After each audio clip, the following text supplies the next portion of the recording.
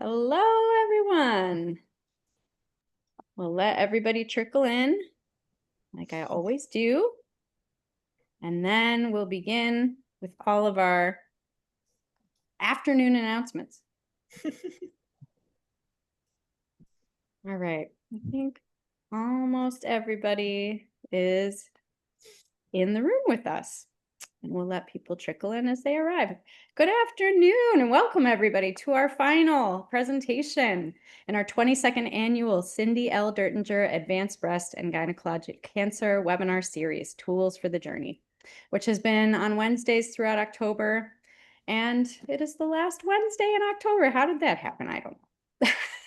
This year marks an exciting development as we welcome in our gynecologic cancer survivor community, along with all those living with advanced breast cancer. I'm so glad that you could all join us to learn more about navigating post-traumatic stress disorder in cancer survivorship with our amazing special guest, Whitney Read, who is above me on my screen, and Sarah C. below me, who is here to share her experiences with metastatic cancer. We are grateful to M&T Bank that supports coalition educational offerings like this, and so that we can share it with all of you. Before we begin today's presentation, I have a few housekeeping announcements that I always share. Closed captioning is available at the bottom of your screen if you click the little CC button. I will facilitate a question and answer session following the presentations. So as your questions occur to you, please type them into the chat function and I will continue to compile them as the presentation unfolds. And then I'll share them at the end with our amazing presenters and we will answer as many as possible before we try our best to wrap up by noon. Just a disclaimer that our presenters cannot give specific medical advice for an individual case during this short time we have together. So if you could try to keep your questions as broad and inclusive of others as possible, that would be very much appreciated. If you want to watch the presentation again, it's being recorded and will be added to our webinar library, as well as uploaded to our YouTube channel. So I will drop the link to the webinar library, as well as the link for the slides into the chat as soon as I'm done giving these announcements for your convenience. And because this is the last of our webinars for the year, I do not have a link to register for 2026 yet, but as soon as I do, that will be on our website and we would love to see all of your presence in my Zoom numbers in the new year. Whenever you leave, there will be a survey that pops up on your browser at any point that we do utilize your anonymous feedback when planning our future program offerings. So if you have the time to complete the very short survey, that does help guide us in the future. So thank you for your feedback. All right, today's webinar presenters. We have two very special guests, Whitney Read and Sarah C. Whitney Read is a New York State licensed clinical social worker. She resides in Rochester, New York. She has worked with people experiencing mental health and physical health concerns since 2008. She has significant experience in helping individuals with challenges resulting from cancer, anxiety, depression, PTSD, which stands for post-traumatic stress disorder, life-limiting and chronic illnesses, grief and loss, and professional burnout and moral distress. In 2022, she founded the Living in Waves, or the LIW Collaborative. And in addition to her private practice at the LIW Collaborative, Whitney has long been a friend and supporter of the coalition, offering multiple presentations over the years in other webinars, as well as in our Peer Advocates Lending Support, also known as PALS mentorship trainings. We are so grateful for all of her support over the years. Thanks for being here, Whitney. Sarah C. is our other treasured guest today. She has graciously agreed to share her experiences with metastatic breast cancer and with navigating PTSD, which is a big deal. Sarah shared that she has been on this strange journey since a breast cancer diagnosis in 2012. After treatment, she returned to her normal life as a mental health counselor at SUNY Geneseo. From 2019 to 2022, she facilitated the Breast Cancer Coalition's Monday night discussion group. She retired in 2022 just in time to learn that her cancer had returned and was now metastatic. And since then, her primary goal has been to live as fully as possible, which includes, but is not limited to, hanging out with her grandchildren, gardening, practicing yoga, and Reiki, lunching with friends, working at her local used bookstore. I do love a bookstore, and doing anything she can to support and promote the work of the coalition, which you do tirelessly. Thank you, Sarah. Yeah. We are truly blessed and grateful that both of you could make the time to be with us today. So, without further ado, take it away, Whitney and Sarah. Well, Here we go. yes, here we go. So, Whitney, you start. So, Sarah, I guess my first question, the way that we're going to kind of do this webinar for today is going to be a little bit of understanding Sarah's experience and then a little bit of didactic, sort of what is PTSD, what can we be on the lookout for, and then kind of going back and forth between the two. Does that sound okay? Absolutely. Perfect. So, would you be willing and able to sort of start with just your history with breast cancer, your history with the coalition, and what or if your trauma symptoms sort of showed up for you? Absolutely. Absolutely. And I just want to shout out to my metastatic sisters in the Common Ground group because I sort of feel like I'm representing them, you know. So try to do the best job I can with Yeah. my story, which is really the only one that I have, but know that they're behind me, you know. So 2012 was the year that I was diagnosed with breast cancer. It was invasive lobular breast cancer. You know, pretty much out of the blue. I always considered myself a low risk person. So you know, I went through the whole thing. You know, I had a double mastectomy, followed by chemo and radiation. And I remember the first time walking into the Pluto Cancer Center and like my feet didn't want to move. You know, I got out of the car, but my feet didn't want to move. So I'm like, Mhm. this would be like admitting that I had cancer, right? To do this. But of course, I made my Walk feet move. in. Yep, we got in there and and it was the usual kind of thing, you know, losing your hair and having all kinds of digestive upsets and dealing with, I went into menopause, right? Suddenly I'm menopausal and all of the crap that goes along with that, you know, and how your body image, right? Losing my breasts, I did not get reconstruction because was kind of, I don't want to use the word traumatized, but the Sure. surgery and the drains and everything, I'd had enough, you know, I Awful. didn't Yeah. want anybody touching my body anymore. Yeah.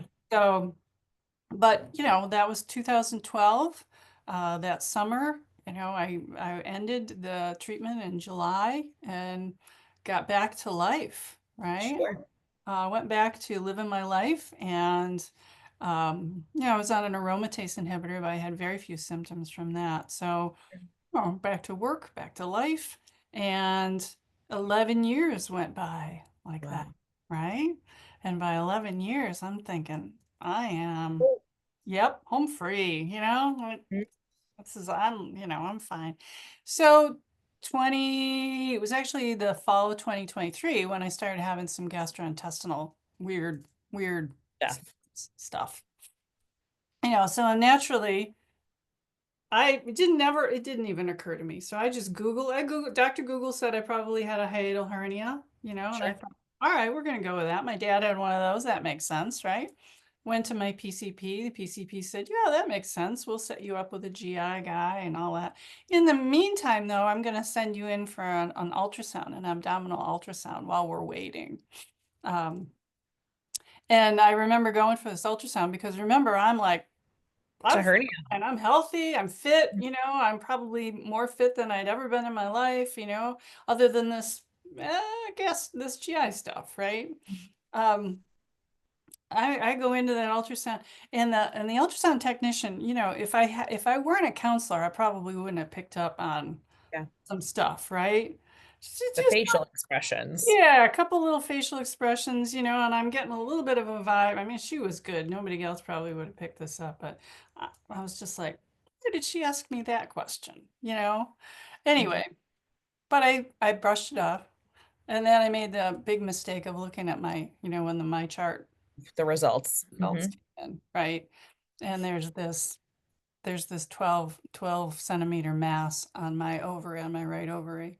It's the last time I ever looked at my chart results. I Sure. never look at them since then. Um, even talking about it right now is making me have a reaction, right? My stomach is getting a little like, I'm feeling a little dodgy, right? Just thinking about it. So we thought ovarian cancer, so I Sure. get all of a sudden I'm on that assembly line again, right? I'm on that assembly line where they're making appointments for me and I have to go to these appointments and I have to get my daughter to go with me. And I know, and I'm feeling guilty about taking, her time away from her and also putting her through this, right? Putting her Sure. through the emotional stress of having to go with her mother and deal with her own fears, right? And we went in, I met with a gynecological oncologist who was lovely, but again, I'm on this, again, we're going to set you up these appointments and this appointment, and this appointment, and this appointment. You're on an assembly line. Like, and then on one hand, I'm like, okay, I feel well cared for, but on the other hand, I'm terrified, right? I'm absolutely terrified and overwhelmed by all of this Sure. because it's right before the holiday season, right? It's right before Thanksgiving. It's November 8th. So I remember the date clearly.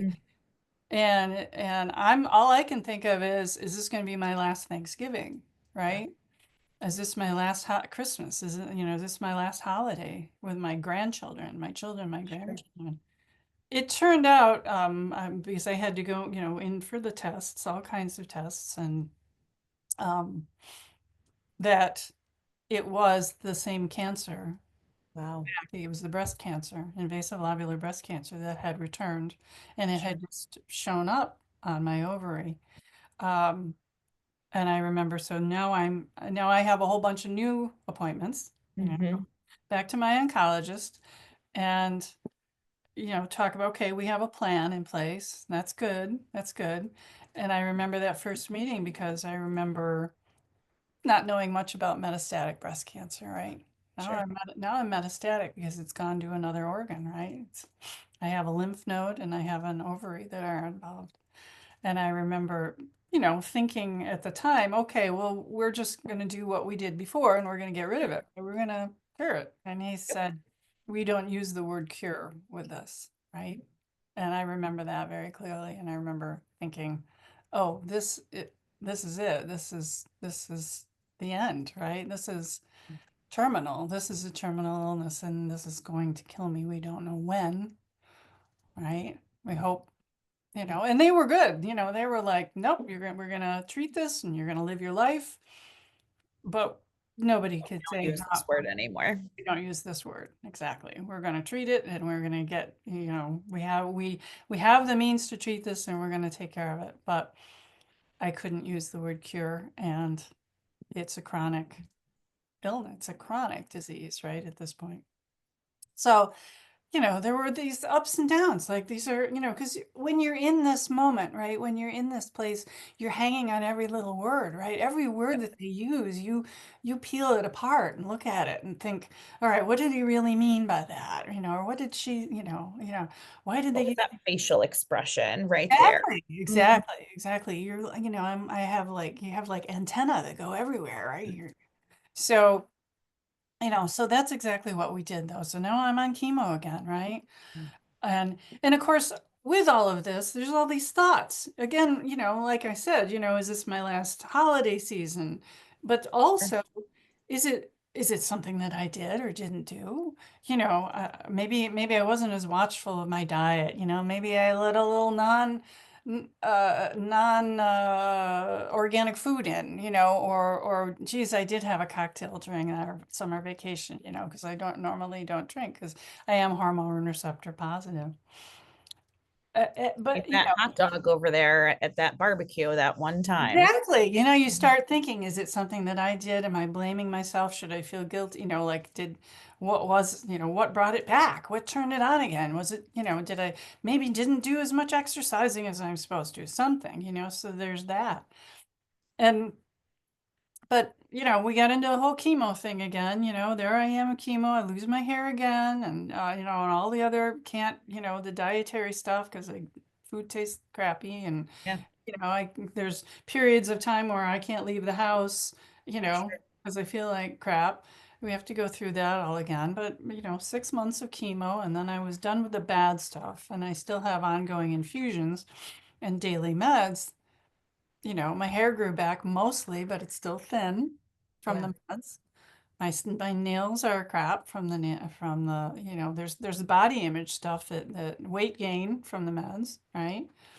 And now I have scans every 3 months, right? Now I have to go in for scan. Now I live my life in 3 month chunks, right? Now you know, now right after a scan, if I get a good, if I get good news, I'm like, okay, I don't have cancer for 2.5 months, right? Yep. Then I open up, I open up my chart just to look, because I get a message about, I need a prescription refill, right? I open up my chart and oh, there's the scan. There's the appointment for this scan sitting there. And here come these feelings again, right? There's, okay, oh, scans are coming up. Now I'm going to go through that whole thing again. Is the chemo still working? Are the meds still working? How much longer till they stop working? How much longer? Where will it go? Where will it show up next? And there's not even I laugh because there's no such thing as just a headache in my life anymore, or just a backache in my life anymore, because a headache is automatically, oh, it's metastasized to my Tumor. brain, right? Or a backache, oh, it's in my bones. And I know how to deal with these thoughts, but Sure. they're just there. They just come up unbidden, right? And So, interestingly too, right? I think it's really important to also sort of recognize that you are a trained therapist, right? Like you've done this for right, other people for a long time. And right. you are still having these feelings and these intrusive thoughts that are showing up Yes, and that absolutely. are really hard to cope and deal with. Yep. And so I think the idea that we can be immune or we can be so protective and so strong and so resilient is wonderful. And Mhm. I'm a big fan of an and it is not impenetrable. Absolutely. I have the skills. I know this. I know what to do. I know how to address these Yeah, um, things that come up, but they still come up. they They're still come up. still there. Absolutely. Absolutely. And sometimes I don't. Sometimes I lose it. Sometimes, Appropriately so. yeah. Sometimes between the time of a scan and the time I meet with the oncologist to find out the results, because again, I don't look at my chart. I Mhm. know that I can't, right? Yeah, I freak out, you know? yeah. There's a period of time there where I'm not very proud of myself. Well, and so I think that's going to be one of the things, right? And so first of all, thank you so much for sharing all of this with me and with everyone here, because there is a lot of vulnerability in presenting and sharing the hard parts and the hard crap that shows up with this too, right? It is not just like pink ribbon warriors all of the time. That's part of it, but it's not the entire thing. Right? And if we don't sort of make room for all of this to sort of be present at the Thanksgiving table, proverbially and otherwise, then it shows up in ways that we really don't want. Absolutely. Hmm. Would it be all right, do we think, if we transition? I'm going to pull up a couple of different slides for us to sort of go through and talk about. Maybe we can talk about them together. What do you think? Absolutely. Sure. Great. Okay. You're going to be my, can you see my slides person? Because Yes, I great. can see the slides. Everybody can see it. We love it. Okay, so navigating PTSD in cancer survivorship. So that we are clear, when I say cancer survivorship, I do not mean people who are no longer in treatment. I mean, anyone who has ever been diagnosed is in survivorship, period. I'm Because glad I'm glad you said that, Whitney, because I always wonder about that. Can I call myself a survivor if I have metastatic breast cancer? are you living with cancer? Sure. Yes. Right. And you are surviving with cancer right now. Yes. And that's so important. So I am a big proponent. If anyone has ever sort of heard me speak or anything like that before, you know that I can get on a soapbox about the language that we use in cancer and in cancer treatment. at all times. That is probably not a discussion for today, but it is certainly going to come up in these slides. And so please feel free to ask any questions about that. So from the minute that someone is diagnosed with cancer, right, whether that is breast cancer, whether that's gynecological cancer, whether that is lung, soft tissue, whether it is a blood cancer, there can be traumatic experiences, even with good intent, right? The doctor who comes into the room who says, I'm really sorry, I have really bad news, right? There is still a traumatic event. There's a before that moment and there's an after. Yeah. There is, we caught it early, but we still had to catch something, right? And so almost all of the people that I work with, right, the immediate thought is was that my last holiday? Am I going to live to see my next birthday? Am I going to be here for Christmas? Are my kids going to be okay? Do I have the opportunity to have kids? How the heck do I tell my family, right? And because all of those thoughts are the ones that are also going through our brains in those moments, right? Yeah. Your provider is still talking. They're still talking at you, right? They are like in a race car. They are out the door. They're like, here are the 9 million appointments. And you're like, I'm still stuck on the you had cancer part, right? So we remember like 7%, right? To maybe 10% of that appointment, right? Because they're like flying through too. Mm-hmm. So you walk through the doors of the cancer center as a patient. You walk through the doors of Pluta. You walk through the doors of Lipson. You walk through the doors of Roswell or wherever it is that you are going. And you no longer are the person who is going to visit somebody. You are no longer a potential provider. You have a cancer patient badge now, right? You have a, I'm the patient. I'm the person who's checking in here. That can be traumatic. Yeah.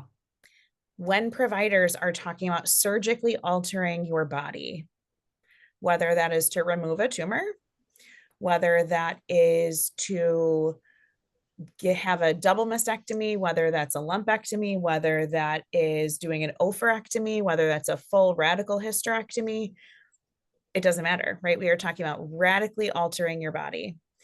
And when providers are talking about that, they do a wonderful job, right? They're providing you with so much scientific information.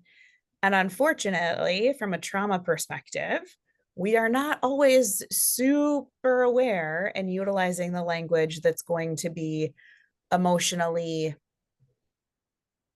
open, beneficial, clear, right? Because providers are going from person to person to person and having probably similar conversations with a whole bunch of people throughout the day. Mm-hmm. That's the world that they're in, right? This is a brand new space for anybody walking through those doors. And so what can sometimes feel really cold, right, can also be traumatic for people experiencing this world for the first time. Yes. Yes. Yes. I don't want to interrupt you. Is it, I had the first surgeon that I met with when I was first diagnosed in 2012 and going to a surgeon, very, very qualified, highly qualified, very excellent surgeon, but decided to tell a joke about St. Peter, in the pearly Not gate. great. Yeah, right? Not great. And I couldn't get out of the office fast enough. I was terrified. So I did end up with a different surgeon, but I'm sure that this person thought didn't think anything of it. But for me, I'm like, are you telling me I'm going to be meeting St. Peter next? Right. Is that, right. Yeah. Are you saying that I'm dying without saying that I'm dying right now? Are you saying that you don't have faith that I'm going to make it off the table, right? Like all of these different things. Exactly.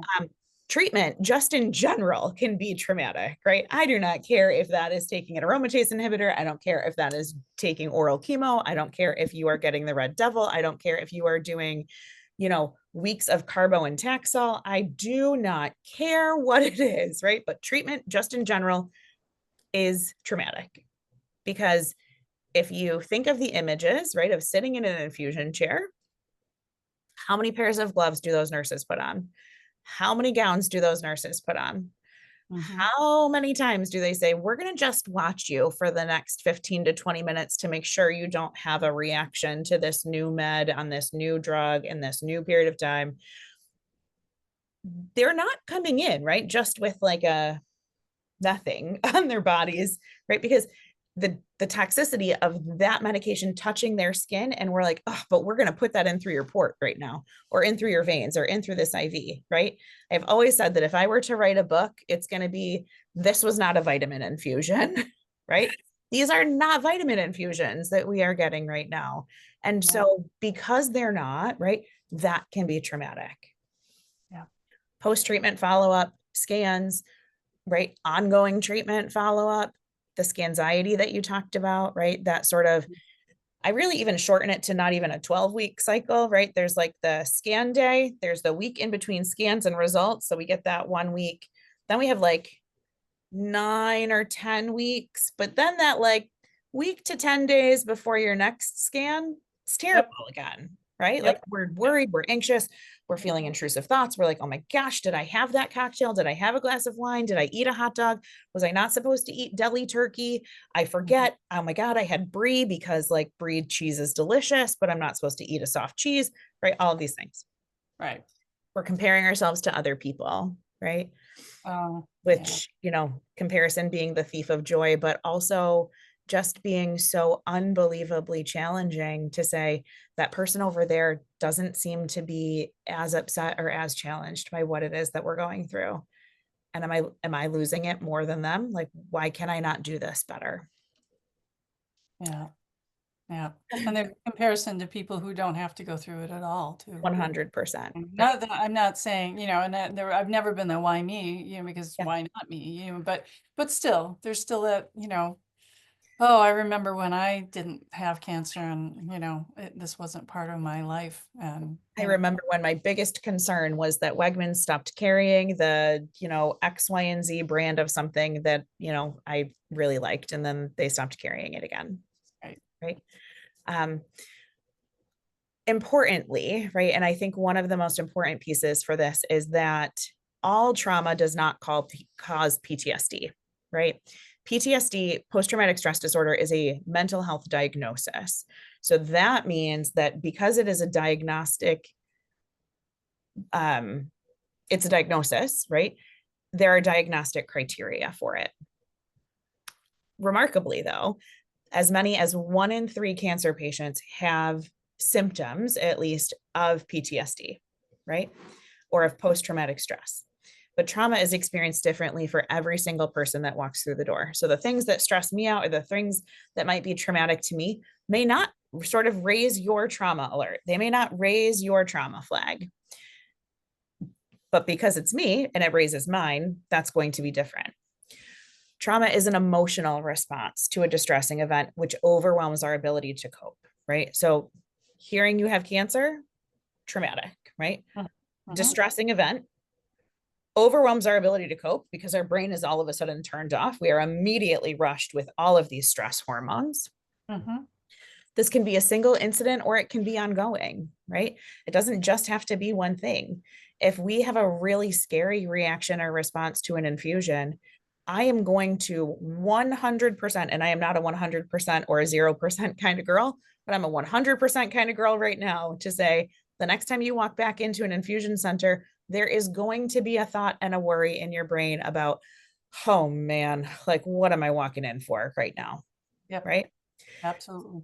So it shatters this sense of safety and it impacts our worldview. I did have a bad reaction, the Taxotere, the first infusions both times. And Yeah. you're absolutely right. The next time I was like, oh, is that going to happen You're again? like, oh God, what? Right. Yeah. I'm probably going to ask somebody to drive me. I'm going to ask somebody who doesn't have a whole lot of things going on for the rest of the day, because we might have to slow the infusion down. We might have to do all these different things. Right. Yep. So post-traumatic stress and cancer, so that we're clear, right? There are lots of studies and lots of research on post-traumatic stress disorder. There are fewer on specific cancer-related interventions as it comes to post-traumatic stress or PTSD and cancer specifically, right? But these sorts of things, right? Feeling defensive, irritable, fearful, being unable to think clearly before we're talking about having chemo brain, right? Yeah. Right? A pre-chemo brain sort of difficulty with thinking clearly, challenges with our sleep, avoiding people, right? Avoiding having to talk about this with people, Mhm. avoiding stressful memories, right? Whether that is a physical memory, your body knowing what that is, right? People will say like the hospital has a smell, the infusion center has a smell, right? Like imagine having to then like use a rubbing alcohol pad at home to just like, I don't know, clean something because your kid draws a permanent marker on a wall and all of a sudden you're like, okay, well, am I in the infusion center or am I at home? What's happening here? Mhm. That guilt and self-blame that you were talking about, right? Mhm. That loss of interest in life or the things that we're super excited about or the things that would historically bring us joy. Yeah.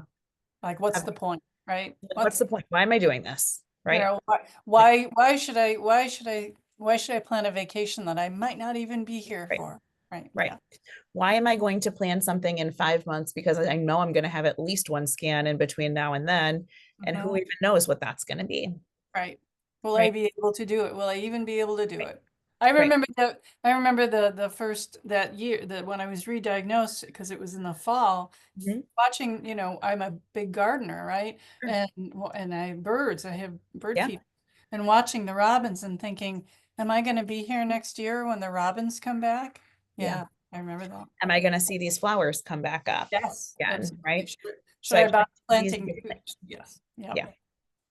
Nightmares and flashbacks, right? Of being at home and then having flashbacks of appointments or different things like that that are related to cancer, right? And I will add in here, right, like a little asterisk of watching a movie or reading a book or doing something and walking down the street and being like, oh, did you know so and so was diagnosed with this, right? Or talking and watching a movie and being like, oh, crap. Like you can almost tell that that something's gonna happen. You're like, this is not what I can do anymore, right? It's an instantaneous sort of flashback. It's a Mhm. hyper arousal and hypervigilance, right? Having scary and intrusive thoughts. Mm-hmm.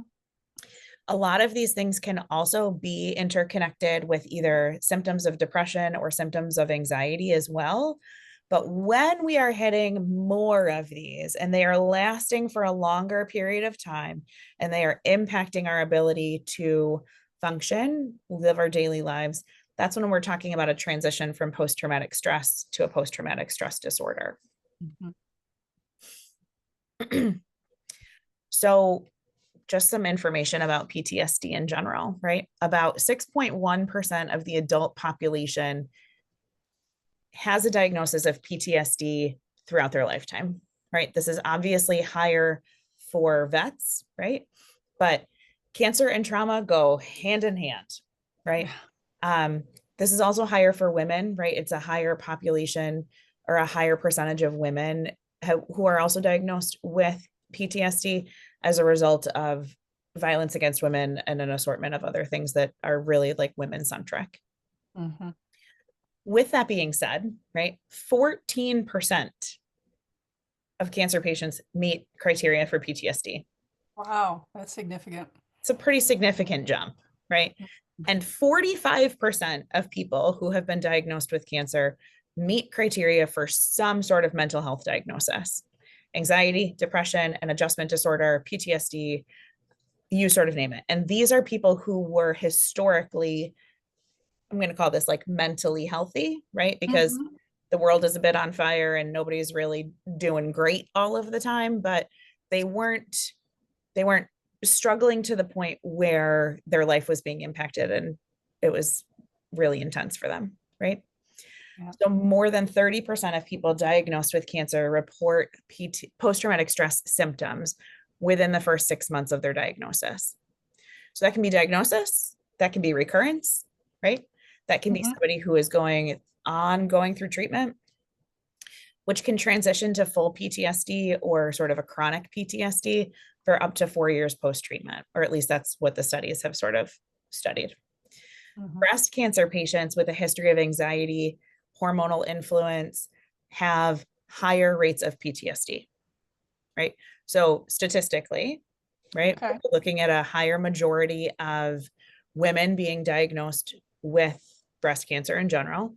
And if we look at those first stats, right, women have a higher rate of PTSD, period. Mm-hmm.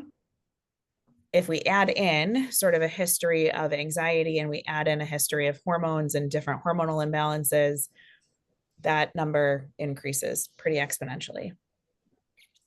And then additionally, people who recur or people who have a recurrence or are diagnosed metastatic from the beginning have higher rates of PTSD. Sure.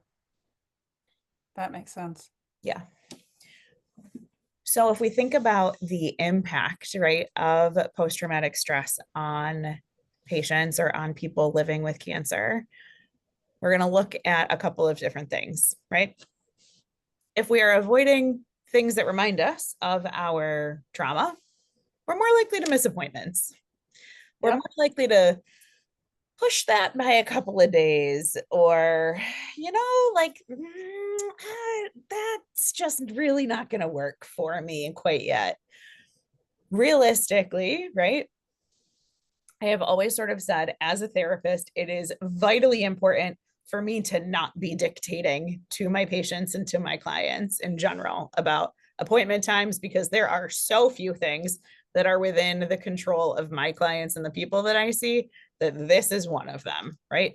If it doesn't feel like you have the capability, capacity, and bandwidth to sort of engage in this right now, like, let's figure out how we can bring your nervous system down so that we can tolerate even just showing up for an appointment. Mm-hmm. Good point. I'm kind of the opposite. I'm like, well, if I don't go, it's gonna be worse. I Yep. better, Yeah. like, yeah. So it's this like wide, huge range, right? It's either Mhm. we're more likely to miss appointments, or we're more likely to show up all of the time saying, I stubbed my toe, and not being able to sort of like behaviorally come back from that and say, well, I think that I now have a tumor in my toe, and we're going to Exactly. completely and totally disregard the fact that I just like stubbed my toe, right?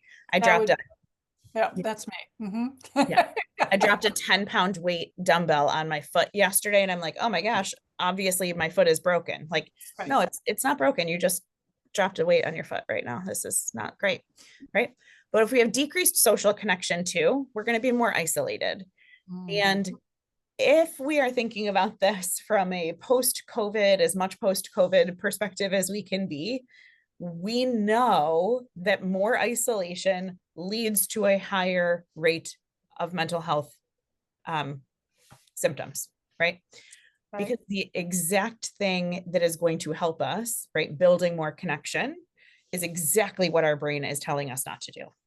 Well, also there's the issue with, I'm in treatment and my platelets are low, my white blood count is low, so they're telling me that I've got to be careful, right? Not to, expose Don't be around sick myself. people. Yep. Right. So there's that too, that plays into that can be isolating. Yeah. So there's that also then that additional consideration of like, is this worth it? Can I tolerate continuing treatment if this is also going to raise my PTSD symptoms? It can impact our healing, right? Because if we are chronically stressed and we are chronically in a state of hyperarousal and hypervigilance, our body does not have the ability to be able to rest successfully.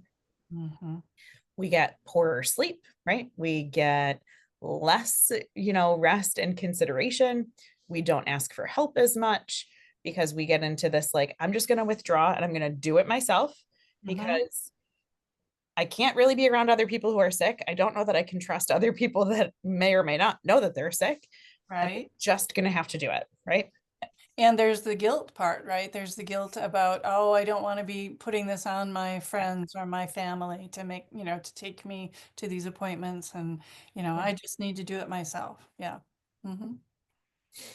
It raises all of that hyper independence for us. Yep. All right. So things, I think I skipped a slide. Nope, just kidding. I did not. So things to know, right? You are not alone. People are not going crazy. These feelings are common. Your job as a person interacting with the medical system is to advocate for yourself. When I was working for the hospital, one of the things that was, I probably should not say this, but I will either way, but was to be able to say and to be able to advocate for my clients and for my patients with their providers and with their team, right? Because there is so much pressure sometimes especially as a woman interacting with the medical system, to say, I don't want to be a burden. I don't want people to think that this is just anxiety. I don't want people to sort of just tell me that it's all in my head, And so I would say, like, you know what, we're going to just remove that right out of this consideration. And I'm just going to send the message for us right now. And we can get the answers that way. So it's important to be able to advocate for yourself and for your health, right? Remembering that your team is here to help you, right? Your team does not live this 24 hours a day, 7 days a week like we do. And so as a result of that, they get to go home, right? And they get to go home and they get to experience all of their day-to-day stress, because their stress bucket is filled with all of their stress stuff, but it's not filled with your stress stuff. And so because that is their job, and because that is the most important piece, we have to be advocating for ourselves as clients and patients. If your provider is not listening, ask for a follow-up appointment to discuss those concerns, right? Or to say, I still have a lot of things that I want to discuss. Can I talk with a nurse? Can I talk with your APP? Can I talk with somebody else? Because like my head is spinning and things are just going too much. Yep, absolutely. It's not their job to like it, right? No, But it's your job to advocate for it. right. I mean, I have this one life. This is my, so This this is the only one we got. life, and I need these answers. I need to know. Yeah. Talking to a social worker who can advocate with and for you, right? Providers may not always see PTSD because they're in this world. That does not mean that that's not what's happening. Right. And so as a provider, right, it's also our jobs to be able to listen and hear our patients, to be able to listen and say, I hear you. This is happening, right? And what do you need right now, right? What are the things that we need? Well, it's so nice to hear that. It's so nice to have someone to hear that from someone, It's so validating. Just that question, right? What do you need? Right? Because we might just need an extra 2 minutes, right? We just need I just need you to explain to me like how your thought process get to this point. I don't need to know all of the 87 years of schooling and education that somebody has done, but I need to know how we went from here to here. Right. Right. And we might not even know how to answer that question. Might not even know what we need, but it's just, it's nice to open that question up, right? What do I need? And so making sure that we are also recognizing that there are people on the team to be able to help you figure that out is really important. Yep. So we have tips, we have tricks, and we have techniques to try, right? I'm going to aggressively clarify that these are things to try. These are not going to be 100% guarantees to make our post-traumatic stress symptoms completely and totally disappear, because that is unrealistic, right? As any of my clients will say, right? They will say that I am frequently the therapist that sort of invites all of the crappy dishes to Thanksgiving, right? Everybody's got one of those like dishes that nobody really eats at Thanksgiving. And I tend to visually identify those as like the negative emotion pile, right? We don't really want that one, but we got to make space for it on the table, right? Yep. And so everything is not roses and butterflies all of the time. And it doesn't have to be, right? Because that crappy cranberry sauce still gets invited to Thanksgiving dinner. And there isn't one size fits all, right? I mean, different things work for different people. So you gotta try it before you know what's gonna work or what's gonna help. My grandmother loved her homemade cranberry relish. Everybody else hates it. We still make it, right? Because it's tradition. It's still got to be there, but nobody eats it, right? There's an Instagram account called Vintage Recipes Gone Wrong. Right. Check it out. This is it. 100%. So mindfulness-based stress reduction, deep breathing exercises, grounding exercises, visualizations of safety and security, right? Having a therapist who can do some acceptance and commitment therapy, narrative therapy, CBT, EMDR, which is an eye movement desensitization and reprocessing. Love it. Yeah. assimilating our cancer experience into your identity narrative. That sounds like a really big sentence. And what it really just means is that we want to be able to say, I was a whole entire person before this. Then cancer got in there and was like, scooch over, I need some space. But it doesn't have to be the entire pie. It's not the entire circle, right? It's not the entire thing of who we are. We can do group therapy, right? The coalition, love, right? So many different great support groups. We love that. Absolutely. We can journal. We can have ceremonies to honor experiences, right? We can light candles. We can go into the woods. I am a frequent recommender of like going to the smash room or like throwing stuff and watching it break, right? Usually in the summer, that's an ice cube and then standing and watching sort of the ice melt on a hot driveway. But in the summer, or in the winter, we can certainly take a snowball because we live in upstate New York and we can throw that at the side of a house, right? Or the side of the road and we can just like smash it. Changing your scenery or changing your location as you are able, right? If you are frequently sitting in the same chair and in the same spot in your house after treatment or different things, try sitting in a different chair. It sounds goofy. It sounds different, but sometimes it shifts our experience and it shifts the energy in the room, right? It shifts our perspective. Making different associations, right? Yeah.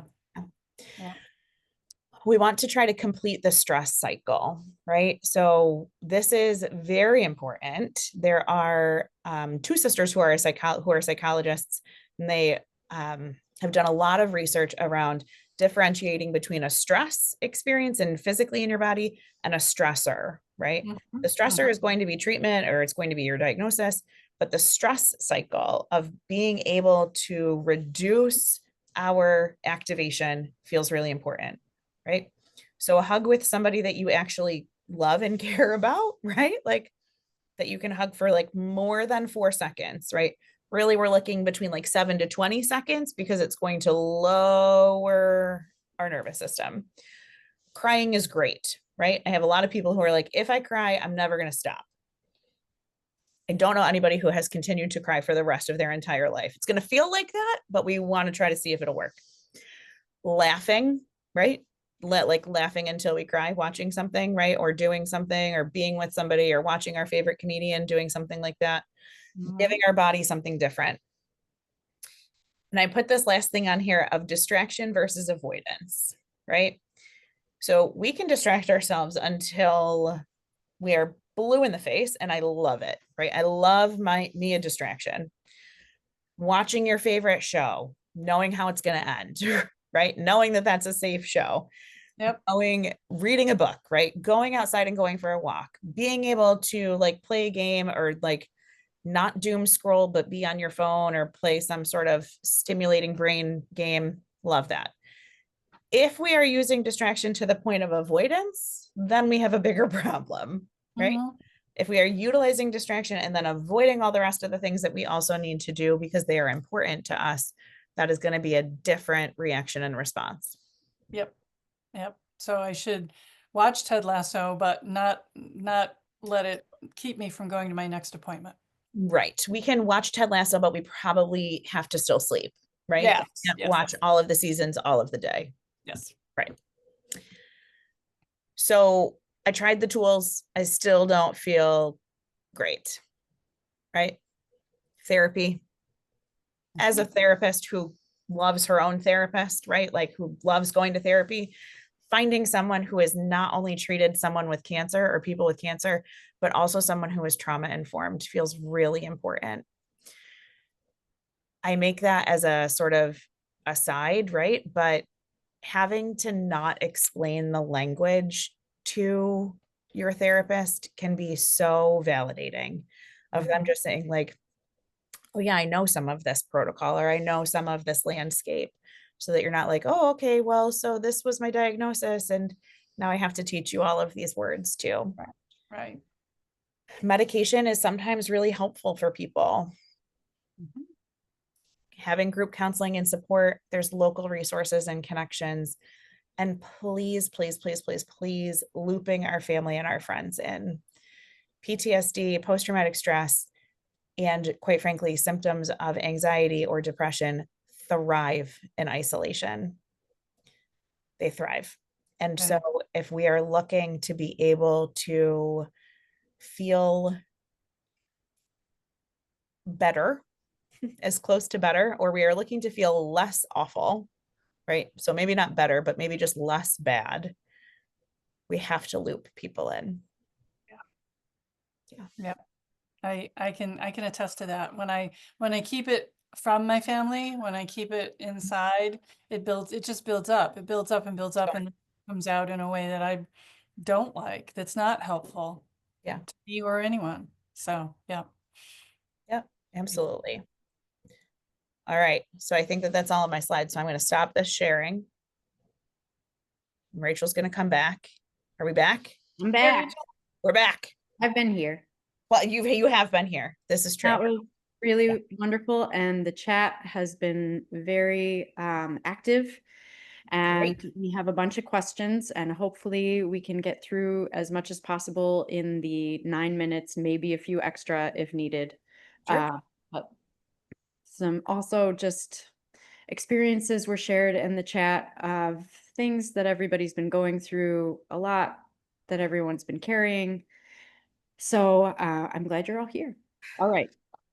Questions for Whitney and Sarah. Sometimes I think there might be a little bit of input from both of you, but sometimes it was sort of clear who the question was directed at. Sarah, the first one's for you.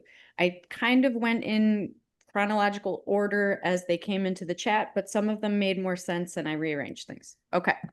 Aside from the emotional roller coaster of the diagnosis, did you experience anger and how do you manage those feelings? You know, anger, that's a really, really good question because I'm a woman and I'm not allowed to be angry, right? Right? Uh-huh. So Yeah. I would say that, yeah, I have experienced anger, but I had to accept it first. I had to allow it in, you know. Um, and there, that's been a process. That's a process, right? Because anger doesn't show up as anger initially for somebody who, you know, has not allowed themselves to be angry.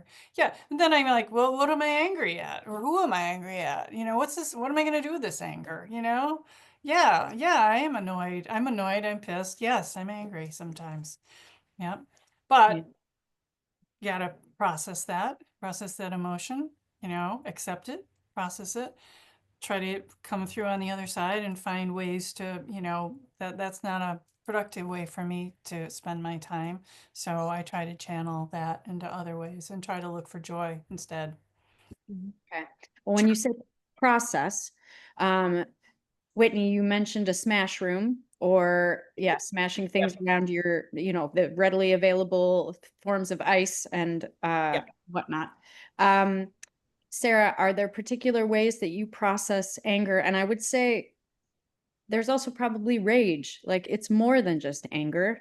It's it's deep rage. At least I certainly have some of that. So what works for you? Any suggestions? I see anger as a symptom rather than the actual problem, right? So I always look beyond, I try to look beyond the anger, you know. Um, I try to look beyond the anger and see what's really what's behind this anger. Behind this anger for me is sadness, you know, is disappointment. Um, you know, is pain, is hurt, right? And that's often the case. You know, anger to me masks feelings of being threatened, feelings of being powerless, feelings, you know, somebody else taking my power away. So I try to look beyond it and see what's really there. And for me, behind the anger is sadness. And so I address the sadness. And sometimes that means crying, right? And yeah, you can cry. You will definitely not cry forever. You definitely will not cry forever. You will cry until the tears are, until you've cried it out. But yeah, that's how I process. It's probably different for everyone, but that's mine. What's behind the anger? What's the anger? The anger is giving power, right? It's taking Anger is the energy. power. Yeah. And so I feel powerless, so I exert my power by feeling angry. But the anger doesn't help me it doesn't help me feel better, it doesn't help me grow, it doesn't help me get on with my life. So I need to look behind it. What's behind it? Yeah. Grief and sadness oftentimes. Yeah. Thanks for sharing that, Sarah. One participant shared, speaking of, yeah, anger, shared that they had an oncologist tell them that even though they had no cancer cells in tested lymph nodes, that that one cancer cell may have escaped and traveled to the brain or the lungs. This person tries so hard not to keep that visual in their minds, but can't seem to erase it. Any suggestions? And is worried that the perpetual visualizing of it will cause them to have worse outcomes. So then, Sure. those intrusive thoughts and those intrusive visuals can swallow up your time and prevent you from being present. I think both of you, if you have any suggestions, maybe Whitney, how about I'll go to you first and then Sarah. I think one of the most important things, right, is that when I think about that sort of visualization or that idea of like, well, we did everything that we could, but you may have had this one wonky cell, right? The intent behind that is to probably help to reduce self-blame for things that we may try to blame ourselves for more often, right? To try to sort of say like, this is not going to be something that you have either done or have not done for yourself, right? You are doing all of the things that you can do in your control, while also simultaneously saying, we don't know. And that is the scariest thing to sit with, right? Mhm. It sort of sit with this, we don't know sort of perspective. One of the opportunities, right, or one of the visualizations that we might, employ then is to say, okay, so that's only one cell, right? Mhm. Can we visualize all of the rest of our cells differently, or like doing all of the things that they can? And if we can sort of re-narrate the visual of I've got way more cells that are doing their jobs than ones that are like kind of off on a wonky doodles adventure, then does that help us, right? Does that help us to sort of counterbalance some of that visualization? That's exactly what I was thinking too, Whitney. I was thinking like, okay, well, most of the time, I mean, everybody has cancer cells in their bodies. Most of the Yep. time, their immune system handles it, Yep. right? So if Yep. I've got this one little cell that's, Yeah. might be wandering around, I'm going to visualize a T cell of my own, just swallowing it up, and then Yep. it's gone, Then right? it's poof, gone forever. Yeah. Yep. Yep. I think one of the things that's really important, right, is to then also, at times be able to provide that feedback to a provider as well of like, hey, you said that thing, right? And it's sticking in my brain a lot. And I am assuming that that was probably not the way that you intended for that to go. But just so you know, like those are things that are sticking with me after our appointments. So much of, right, like that language that we focus on is, battle metaphors and warrior metaphors and all of these other pieces. And that may not be how people are identifying, and yet it's the entire language of cancer that we have all of the time. And so making sure that we are also identifying, or people are identifying as patients and as people attending appointments, like what is helpful for you as an individual, and then asking for it. Yeah, that's a great idea. It's important to ask for what you need. And somehow it can be really difficult. And it's unbelievably hard. Yeah. Mhm. Yeah. It is a both and sort of experience, 100%. All right. So we have like 1 minute left, but I think the most important question that I have left is talking about asking for help, asking for what you need. Would you suggest, you mentioned talking to a social worker or finding a therapist to support you as one of, layers of support. I always tell people as many layers as you can make for yourself, like a delicious, I don't know, laminated dessert of some sort. Layer, your friends, your family, if you have a coalition or other groups that you can get and find talented mental health professionals. But this person was asking about Do you suggest talking to a social worker associated with your cancer treatment location? Or is it better to find one somehow outside? Because if much of your stress is caused by the way things are done at your cancer treatment location, or even going through those doors, what are the options? I would always recommend talking with the cancer center social worker first, right? Those social workers are sort of like our first line of defense, right? Those are our first people. You do not have to talk to them in person. You can call them on the phone, right? They can talk to you over the phone. They can send you my chart messages. They can do all sorts of different things. And so there are some people who qualify for additional social work support in other places, but that is not always the case. But those social workers know so many different resources to be able to say, hey, this is sort of what it sounds like is going on right now. Is that right? Right? Is that accurate? What can we do to sort of help to sort of like get you through, right? To help this to be successful. And so if we can reach out to them first, they know all sorts of stuff and they know all different places of people to connect you to. So if that's a therapist, if that is another resource or a local community group, if that's the coalition, if that's national groups, making sure that we have those places first. And we can even lead with like, I don't really want to have this conversation in person, right? It's really hard for me to come in. I really also don't need another entire appointment, right? Can you just give me a call? And that's also 100% their job. Yeah. And I don't think that anyone would be the first person to say that or ask for that. Nope. So good reminder, ask for what you need. Okay, we're 2 minutes over time. I wanted to thank you both so much for sharing your time and your expertise and your vulnerability and your feelings with us.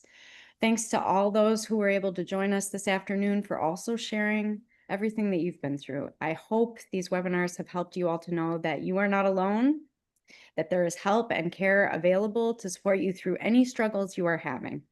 And if you or your loved ones are dealing with a breast or a GYN cancer diagnosis in New York State, especially, the Breast Cancer Coalition offers free services to anyone from the point of diagnosis and forever after, as long as you need.